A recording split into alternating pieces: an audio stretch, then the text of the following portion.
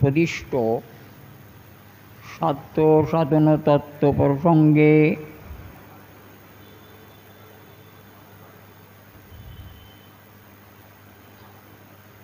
কৃষ্ণ ভক্তি বিনা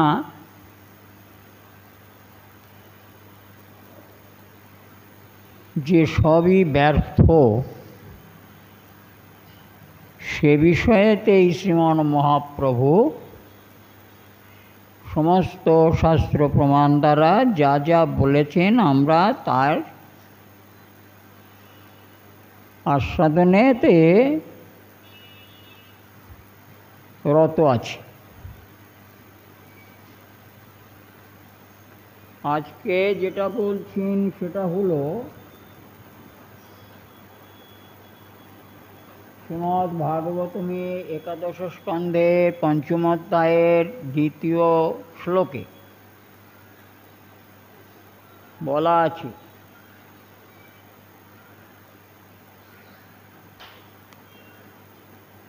তার আগে আমি ভক্তদের কাছ থেকে কিছু অনুমতি নেব। যে জাতি ধর্ম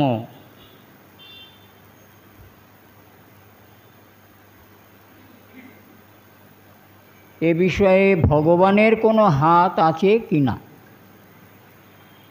এ বিষয়ে আপনারা যেটা বলবেন, অনুমতি দেবেন, আমি সেই মতো কথা বলব।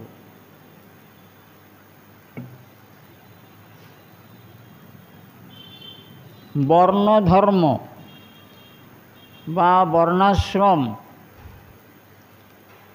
এবং বর্ণাশ্রম ধর্ম এসবের বিষয়েতে ভগবানের কোনো হাত আছে কি না? হ্যাঁ, জোরে বলতে হবে। এই একটা মাইক্রোফোন ওখানে দাও দিয়ে ইয়ে বাবু, ওখানে দাও, যে কথা বলবে যে মাইক্রোফোনে কথা বললো, আমি শুনতে পাই না, এই দিক দিয়ে দাও। হ্যাঁ, ওইখানে রেখে দেবে, যে কথা বললো আমার দরকার হলে যিনি বলবেন আমি একটু শুনতে পাবো। হ্যাঁ, দাও ওখানটা, ওনার কাছে দাও। বর্ণাশ্রম ধর্মের ভগবানের হাত আছে। ভগবানের হাত আছে বর্ণ ধর্মেতে? চাতুর্বর্ণ মায়া সৃষ্ট গুণ কর্ম বিভাগ ওসব বলেইছি গীতায়। আপনি কত সালে এর হিস্ট্রি পড়েছেন? কত সাল আগে হিস্ট্রি পড়েছেন? হ্যাঁ, পড়েছি। হিস্ট্রি পড়া থাকলে কত সাল আগে? সালের কথা মনে নেই। কত সালে এইচএস পাস করেছেন? 71 সালে। 71? 71-এ? হ্যাঁ, হায়ার সেকেন্ডারি। এইচএস পাস করেছেন? হ্যাঁ, হায়ার সেকেন্ডারি। আপনি আমার অনেক অনেক জুনিয়র।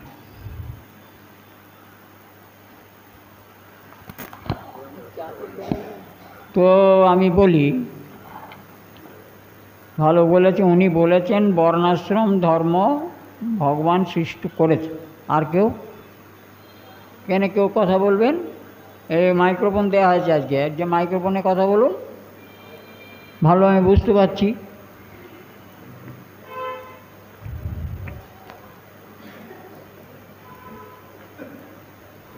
আগে হিস্ট্রিতে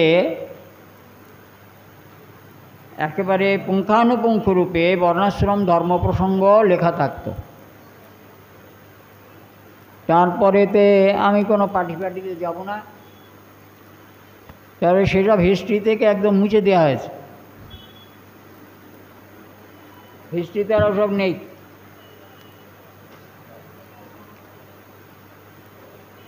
আমরা পড়েছি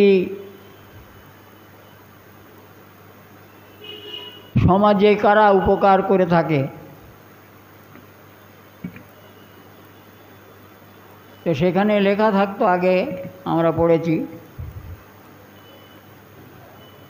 যে ডাক্তার, মাস্টার, এরকম কিছু কিছু তারা সমাজের উপকারক, সংস্কারক এবং ব্রাহ্মণদের কথা বলা থাকতো। পরবর্তীকালেতে ব্রাহ্মণ হাওয়া হয়ে গেছে, ব্রাহ্মণ আর সমাজের কোনো উপকার করে না। এখন শুধু বলে ওরা কি থুড়বুড় করে আর চালকলা টাকা নিয়ে চলে যায়। এই জন্যে আমি জিজ্ঞাসা করলাম, আপনাদের অনুমতি চাই যে বর্ণাশ্রম ধর্ম সম্বন্ধে ভগবান এখানে বলেছেন নিজে মুখে। আমি সে কথাটা বলবার আগে অনুমতিটা চাই। ঠিক আছে। মুখ বাহু উরু পাদে ভো পুরুষাশ্রমই চত্যার যজ্ঞীরে বর্ণা গুণময় বিপ্রাদয়। এই চতুর্বর্ণ এটা ভগবৎ সৃষ্ট, এটাও সনাতনী, এটা আজকের নয়, এটা আজকের নয়। পৃথিবীতে কোনো ধর্ম ছিল না যেটা সত্যি কথা শুনেনি। পৃথিবীতে কোনোদিন কোনো ধর্ম ছিল না, একমাত্র এই সনাতন ধর্ম। জগৎ সৃষ্টির থেকে সনাতন শব্দের অর্থ হলো এটারনাল, চিরন্তন। যুগ পাল্টাবে তো সনাতন ধর্ম পাল্টাবে না। এই একটাই মাত্র ভগবত ধর্ম বা সনাতন ধর্ম। সেই সৃষ্টি আবাহনকাল থেকে সত্য দাপর ত্রেতা কলি, আবাহনকাল আবার সত্য দাপর ত্রেতা কলি হয়ে হয়ে এরকমভাবে অনেক হবে, কিন্তু এই সনাতন ধর্ম একই প্রকার থেকে যাবেন। যেহেতু এটা নিত্য সত্য, সদ্বস্তু এবং স্বয়ং ঈশ্বর কর্তৃক সৃষ্ট, তাই এর কখনো ক্ষয় হয় না। বিষয় না জানতে পারলে, মূল না জানতে পারলে আমাদের ধন্ধ চিরদিন থেকে যায়। এই ধন্ধকে বা এই ধাঁধাকে কেউ সহজ করে আমাদের বুঝিয়ে দেন না।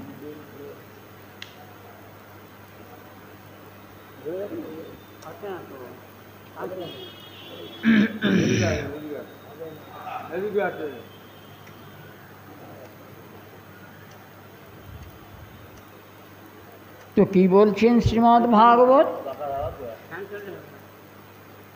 এরা মনীষী যারা বলছেন ইনি সিদ্ধপুরুষ, ইনি নিত্যলোক হতে বস্তু আরোহণ করে তারপরে এখানে পরীক্ষিত মহারাজের কাছে পরিবেশন করছে। কে মানলো কে মানলো না এটা ব্যক্তিগত ব্যাপার। না মানলে বস্তু সত্যত্ব নষ্ট হয় না। আমি না মানতে পারি তাই বলে বস্তুর সত্যতা কখনো নষ্ট হয় কি? তুমি বললে আমি বাবাকে মানি, তো বাবা না মানলে বাবা কি তোমার মিথ্যে হয়ে যাবে? হ্যাঁ, আমি বাবাকে মানি না, তো বাবা কি মিথ্যে হয়ে যাবে? এটা যেমন হয় না, যা সত্য তা সত্য, চিরন্তন। না মানতে পারো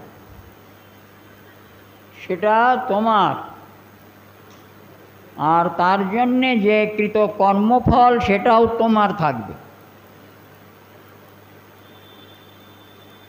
ভগবান শ্রীহরির 4টি অঙ্গ থেকে 4টি বর্ণের সৃষ্টি হয়েছে। মুখ, বাহু, উরু এবং পদ।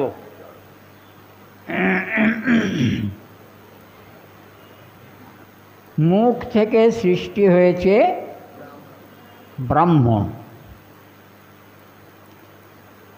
তাই ব্রাহ্মণের যে তেজ সেটা পৃথক, এবং সেই তেজকে প্রকাশিত করবার শক্তিও ব্রাহ্মণের। সে চেষ্টা না করলে তেজ প্রকাশিত হবে না।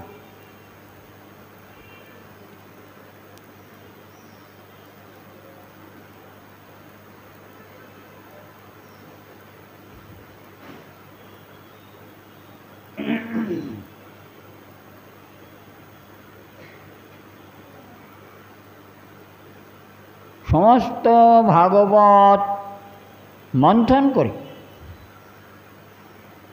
ভগবান ব্রহ্মা একটি মাত্র শব্দ আবিষ্কার করে,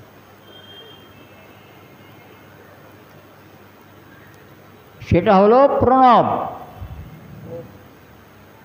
এই প্রণব শব্দ ভগবান ব্রহ্মা সমস্ত শাস্ত্র আলোড়ন করে তার থেকে সার শব্দ হিসাবে আবিষ্কার করেছিলেন প্রণব, ওমকার। এই ওমকারই হল ভূমা, সর্বব্যাপক।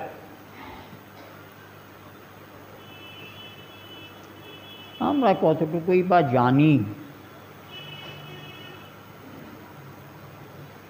এর উচ্চারণে একটা নিয়ম আছে।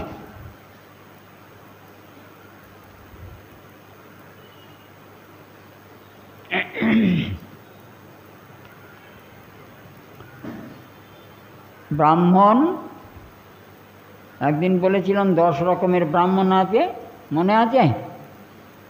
আর আজকে বলছি 10 রকম ওটার ভেতরে নয়, এটা আবার অন্য। ব্রাহ্মণ 3 প্রকার। একটা হচ্ছে উত্তম ব্রাহ্মণ বা দ্বিজবর, দ্বিতীয় হচ্ছে মধ্যম ব্রাহ্মণ, আর তৃতীয় হচ্ছে অধম ব্রাহ্মণ।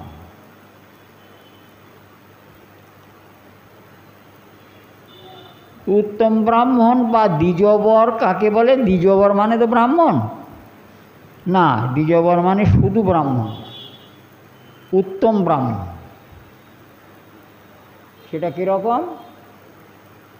প্রতিদিন ত্রিসন্ধ্যা, সকাল, দুপুর এবং সন্ধ্যা, এই 3 বারে, প্রত্যেকবারে 78 সহস্র ব্রহ্মগায়ত্রী যিনি জপ করেন, অর্থাৎ 1008 বার করে ব্রহ্মগায়ত্রী 3 সন্ধ্যা যিনি জপ করেন, তিনি হলেন উত্তম ব্রাহ্মণ বা দ্বিজবর, ব্রাহ্মণ শ্রেষ্ঠ। 3 সন্ধ্যা যারা 108 বার করে জপ করেন তারা মধ্যম ব্রাহ্মণ। আর যারা 10 বার করে জপ করেন মাত্র, তারা হলেন অধম ব্রাহ্মণ। এই অধম ব্রাহ্মণদের যজ্ঞ করা বা আরও অনেক কিছু আছে যেগুলো সে করতে পারবে না, তার অধিকার নেই।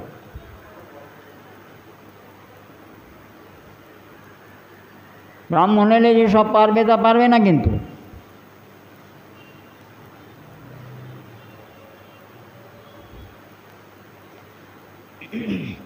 এই 3 প্রকার ব্রাহ্মণ আছে। তো গায়ত্রী জপ করতে সময় লাগে, 1008 বার জপ করতে অনেক সময় লাগে, অনেকটা সময় লাগে।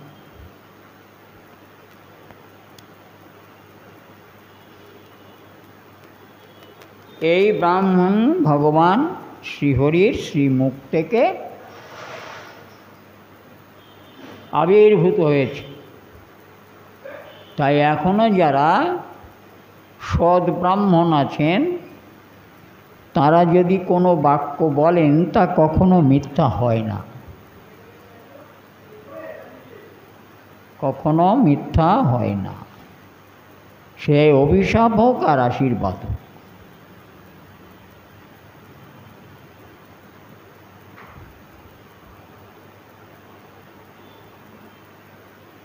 তো এ ব্রাহ্মণ এত কিছু করছে,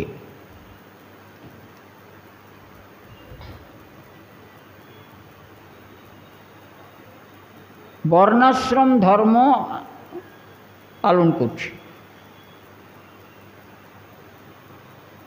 এই বর্ণাশ্রম ধর্ম 3 বর্ণের মানুষ পালন করে থাকেন, পার্থক্য আছে।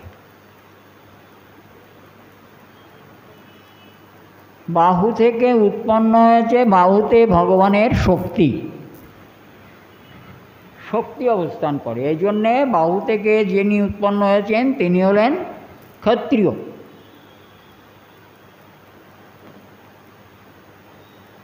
যুদ্ধ করে ক্ষত্রিয় হয়নি, কিন্তু এই বাহুর শক্তির স্থান থেকে উৎপন্ন হেতু ক্ষত্রিয় নামে পরিচিত। আর এই উরু থেকে উৎপন্ন হেতু, উরু হচ্ছে গতিশক্তি। হ্যাঁ, উরু হচ্ছে গতিশক্তি, চলবার শক্তিটা উরুতেই পাওয়া যায়। এটা হলো ক্রিয়াশক্তি বা কর্মশক্তি। বৈশ্য জাতি ব্যবসায় বাণিজ্য, কৃষি, গোরক্ষক, কুশীদ, এই 4 প্রকার বৈশ্য জাতি আছে।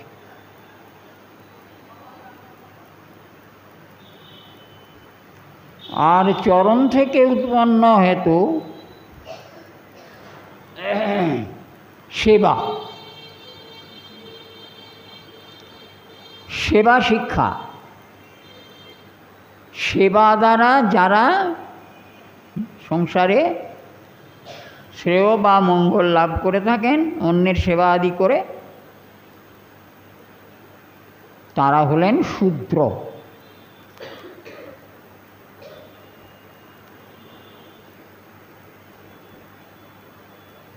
এই যে 4টে বর্ণ,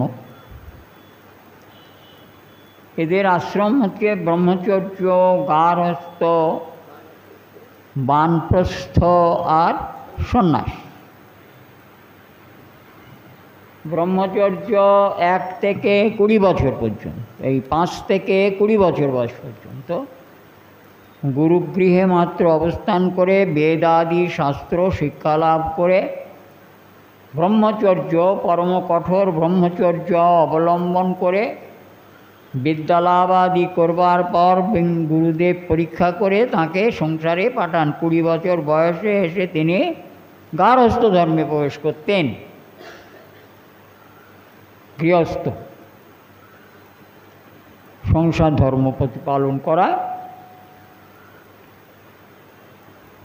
এটা তখন তার ধর্ম। এরপর 50 বছর,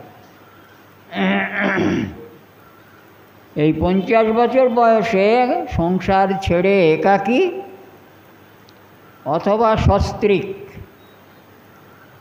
বনে গমন করত। সেখানে গিয়ে বৈদিক ক্রিয়া, হোম যজ্ঞ, বিদ্যা অধ্যাপনা, বিদ্যা শিক্ষা দান করা ইত্যাদি বানপ্রস্থ ধর্মের কার্য ছিল। এরপরে আরও 20-25 বছর, 20 বছর যদি জীবিত থাকেন, তখন সংসার, স্ত্রী সব ত্যাগ করে একাকী কেবলমাত্র সন্ন্যাস ধর্ম অবলম্বন করে সংসার মুক্তির পথ অনুসন্ধান করবার পথে গমন করতে হতো।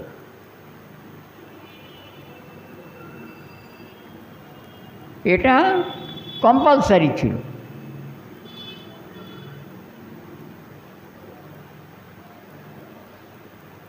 কিন্তু এই কথাগুলো বলার কারণ হলো এই এই যে চারটি বর্ণাশ্রম বর্ণ এবং চারটি বর্ণাশ্রম ধর্ম, তারা বর্ণ আদি নিয়ে অভিমানে যদি নিরন্তর বর্তমান থাকে,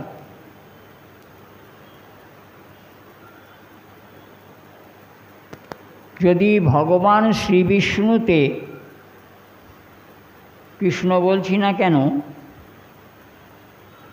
না দাপরে তো কৃষ্ণ, কৃষ্ণ ছাড়া বলা নেই কথা।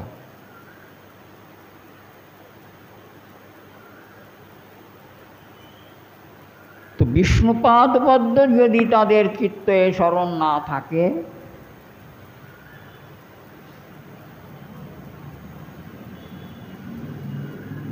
কৃষ্ণ তো চার যুগেই আছেন না, দাপরের মানুষ কলির মানুষ কৃষ্ণকে জেনেছে, আগের মানুষও কৃষ্ণকে জানতো। সত্যযুগেও হরিনাম হয়েছে সংকীর্তন, সত্যযুগেও হরিনাম সংকীর্তন হয়েছে, সামান্য সামান্য কদাচিৎ। ত্রেতাতে হরিনাম সংকীর্তন হয়েছে, প্রমাণ পাওয়া যায় কতঞ্চিৎ। দাপরে হরিনাম হয়েছে, সংকেত পাওয়া যায়। আর কলিতে শ্রীমান মহাপ্রভু সেই হরিনাম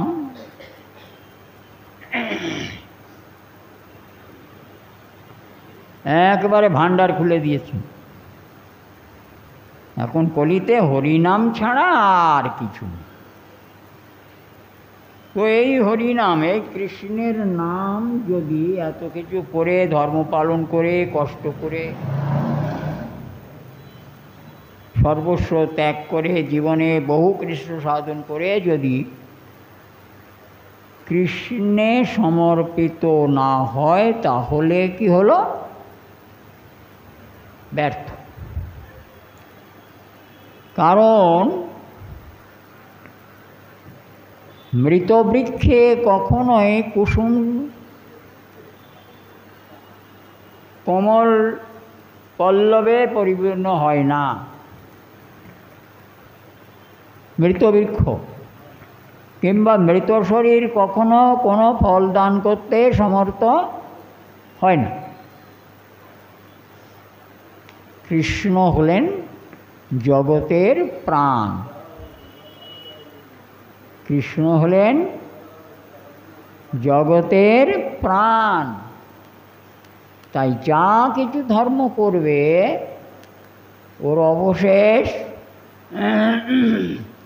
কৃষ্ণেতে সমর্পণ করতে হবে।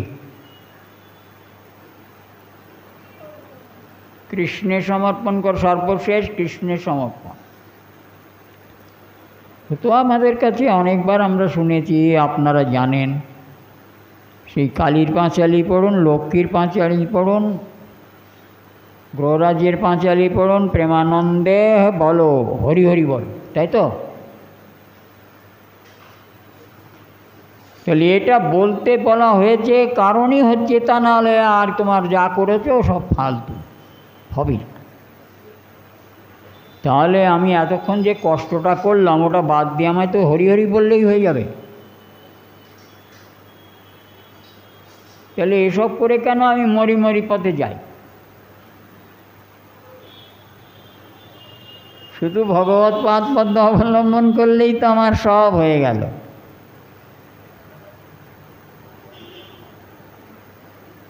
কৃষ্ণ বললে সর্বসিদ্ধি।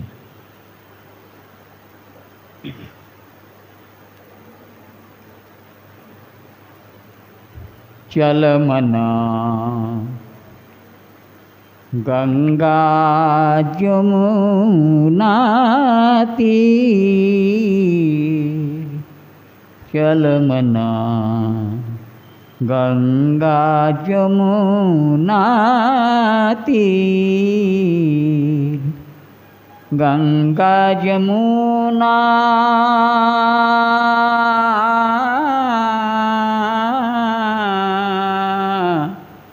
गंगा जमुना निर्मल पानी शीतल होता शरीर चल मन गंगा जमुना तीर मौरा मुकुटा पीताम्बर शोभे बात দিয়ে দিচ্ছি मयूरा मुकुटा पीताम्बर शोभे संगे निजे बनबीर चल मन गंगा जमुना तीर चल मन गंगा जमुना तीर गंगा जमुना निर्मल पानी गंगा जमुना निर्मल पानी शीतल होता शरीर चल मन गंगा जमुना तीर मौरा मुकुटा पीताम्बर शोभे संगे लिजे बनबीर चल मन गंगा जमुना तीर मीरा के प्रभु गिरिधारी नागर मीरा के प्रभु गिरिधारी नागर मीरा के प्रभु गिरिधारी नागर संगे लिजे बनबीर चल मन गंगा जमुना तीर चल मन गंगा जमुना तीर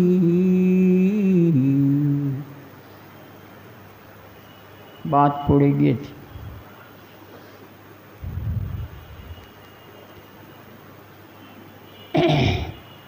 संगे लिए बनबीर गोविंद और सब छाड़ो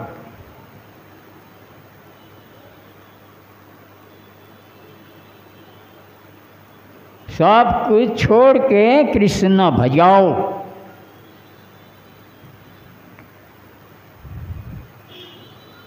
सब छेड़े कृष्ण भजन कर तो এখানে ভাগবত থেকে তুলে বললেন যা করো তুমি যে বর্ণাশ্রমের যে বর্ণ কি বলে বর্ণাশ্রমে থাকো তুমি যে বর্ণের হও তুমি যদি কৃষ্ণ ভজন না করো তাহলে তোমার সব কিছু মৃত শরীরের উপাসনার ন্যায় ব্যর্থ।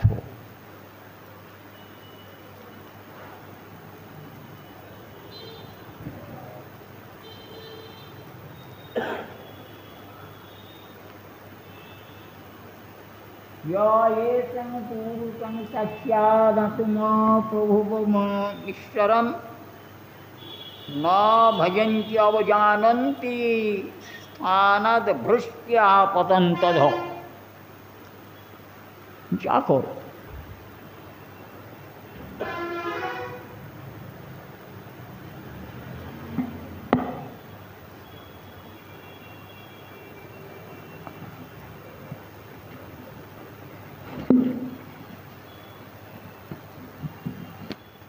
এই প্রকারে যারা সমস্ত প্রকারের ধর্মাদি সাধন করে থাকে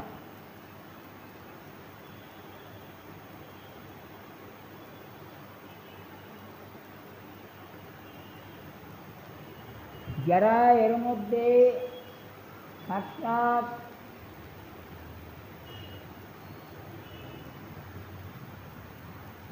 আত্মপ্রভব মানে সাক্ষাৎ আত্মপিতা, সাক্ষাৎ আত্মপিতা ঈশ্বরং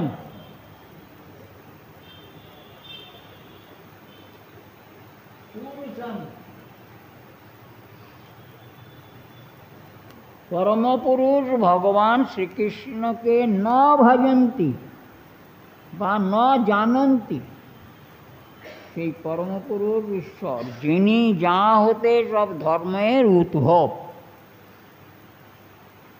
যা হতে সমস্ত কিছুর উদ্ভব হয়েছে, সেই তাকে যদি ভজনা না করে, না ভজন্তি অবজানন্তি তে স্থানাৎ ভৃত্য়া অধঃপতন্তি, তাকে না জেনে সিও হচ্ছে কর্ম কোথায় যাবে না, মুক্ত হয়ে যাবে, মুক্তি লাভ।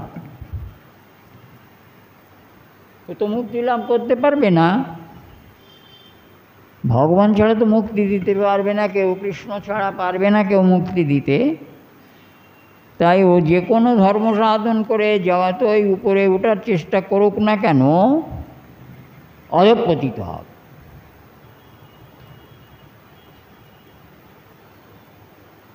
জ্ঞানী জীবনমুক্ত দশা করি পাইনু করি মানে, জ্ঞানী জীবনমুক্ত দশা পাইনু করি মানে, জ্ঞানীগণ যারা জ্ঞান দ্বারা ঈশ্বরকে লাভ করতে ইচ্ছা করেন, তারা মনে করেন নিজেকে জীবনমুক্ত। হ্যাঁ, আমি জ্ঞানের আশ্রয় গ্রহণ করেছি, আমি জীবনমুক্ত, আমায় সংসারে বন্ধন হবে না।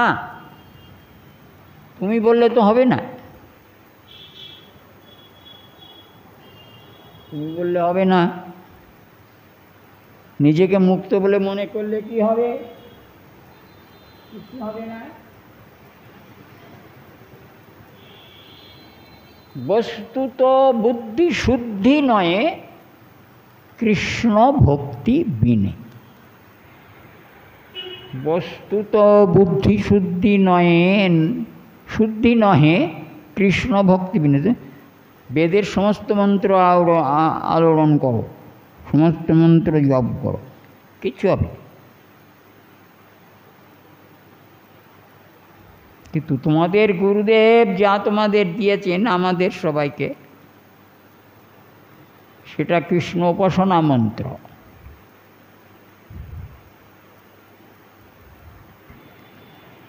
কৃষ্ণ উপাসনা মন্ত্র ওই একটা মন্ত্রে তোমাকে একেবারে পার করে নিয়ে চলে, ভাববার কিচ্ছু, শুধু আরতি যত্ন প্রয়োজন, আরতি যত্নের প্রয়োজন। এর আগে আমরা কাম গায়ত্রী সম্বন্ধে অনেক কথাই শুনে ফেলেছি না? হ্যাঁ,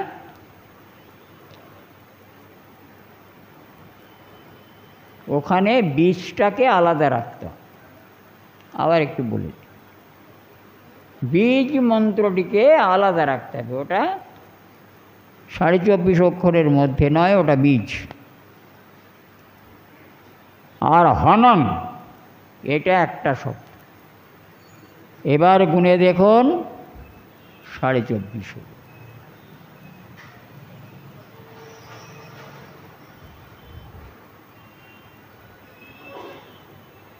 বীজ কাকে বলে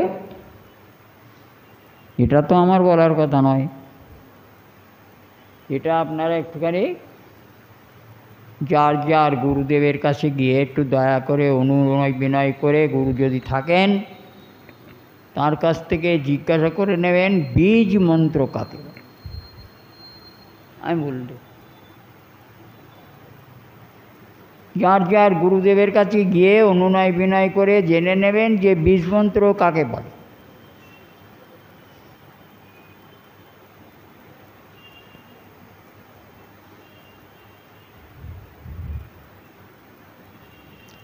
তিনি যদি বিজ্ঞ হন নিশ্চয়ই বলে দেবেন।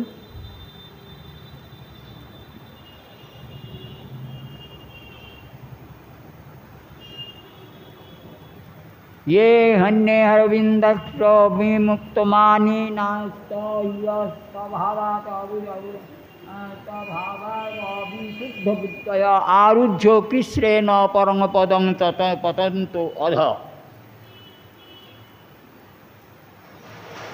श्रीमद्भागवत।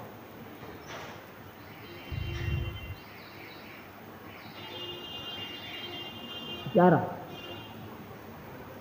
আবার বলি ये हन्य हरविंदाक्ष विमुक्तमानस्तभावात् अविशुद्धबुद्धय आरुह्य कृष्णेन पतन्तधो स्मतं पतन्तधो अनादृत स्मतंग्रय अनादृत स्मतंग्रय। কে বলছেন একবার দেখুন।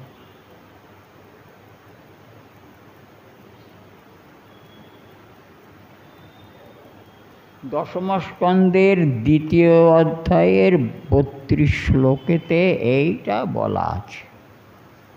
দশম স্কন্দের দ্বিতীয় অধ্যায়ের 32 শ্লোকে এই কথাটা বলা আছে। सुखदेव गोस्वामी पाद परीक्षित महाराज के बोलছে, महाराज ये हन्ये अरविंदाक्ष ये हन्ये अरविंदाक्ष विमुक्त मानिनस्तयस्तभावात् अविशुद्ध बुद्ध। যারা হে অরবিন্দাক্ষ মানে পদ্মলোচন, কমললোচন, অরবিন্দাক্ষ মানে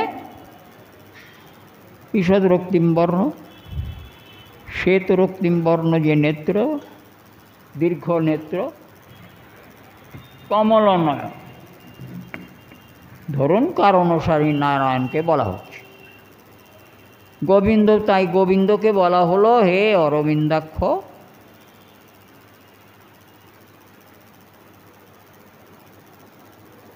যারা তোমাকে বাদ দিয়ে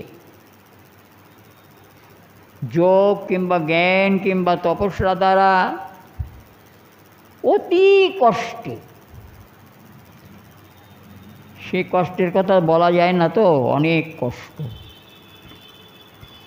কত জন্ম কত বছর কেটে যাবে এইভাবে তার ঠিক নেই। এ প্রকারেতে সাধনা করতে করতে যদি কোনো ক্রমে অতিকৃষ্ট সাধনের দ্বারা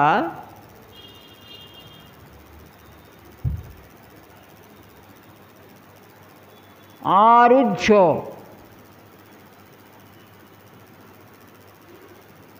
অর্থাৎ মুক্তিদ্বারে গিয়ে উপস্থিত হয়,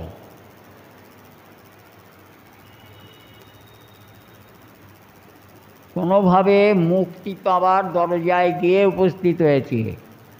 এর আর একটা যে ব্যাখ্যা আছে সেটা বলি। সর্বশেষ জন্ম ব্রাহ্মণ জন্ম,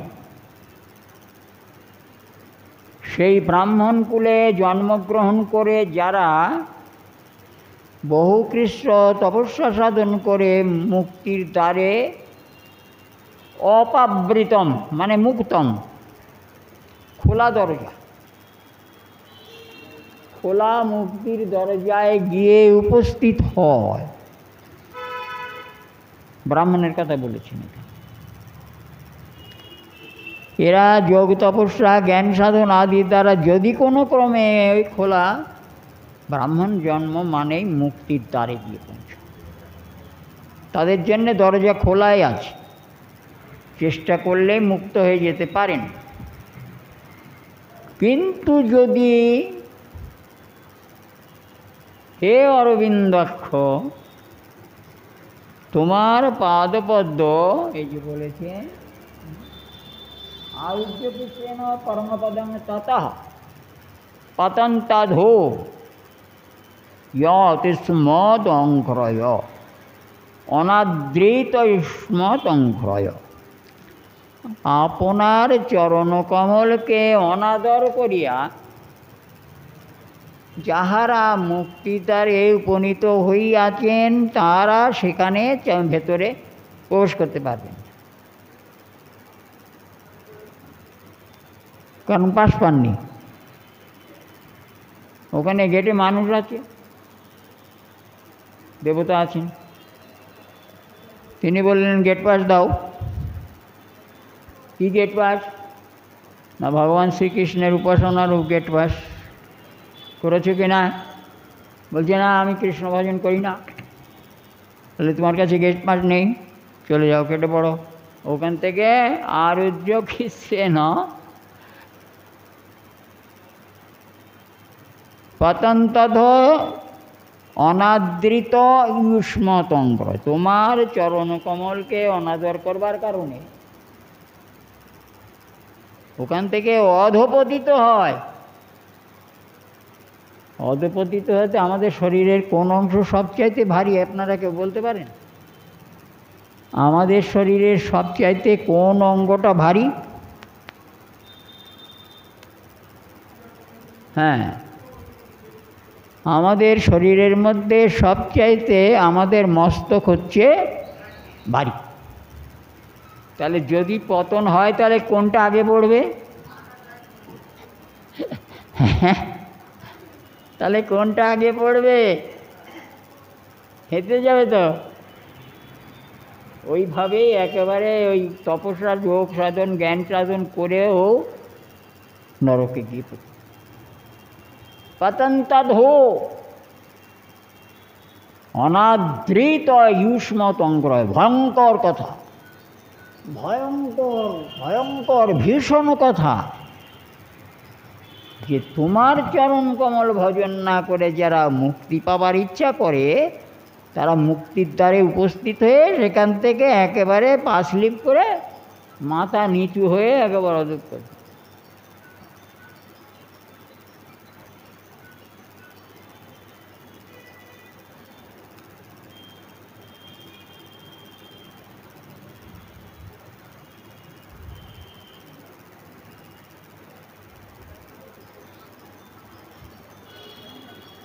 একদম খাঁটি সুসত্য বচন, কখনো এর উন্নত হবে না। তাই এখানে জীবনে মরণে শয়নে স্বপনে যারা শ্রীকৃষ্ণ পাদপদ্ম সেবা ছাড়া আর কিছু জানেন না তারা ধন্য, কৃতার্থ। তাদের আনন্দের সীমা নেই যে আমি কিছু জানি না, কেবল কৃষ্ণকেই জানি। হ্যাঁ, আর আমি কিছু জানি না, ওইটুকুই তার গৌরব।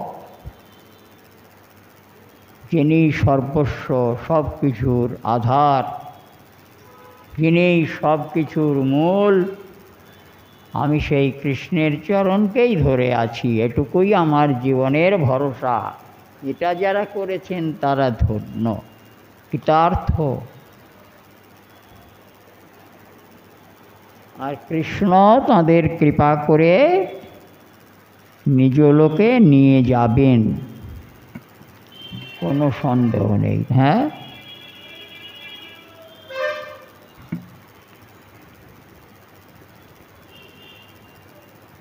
তো আজকে আর বলবো না।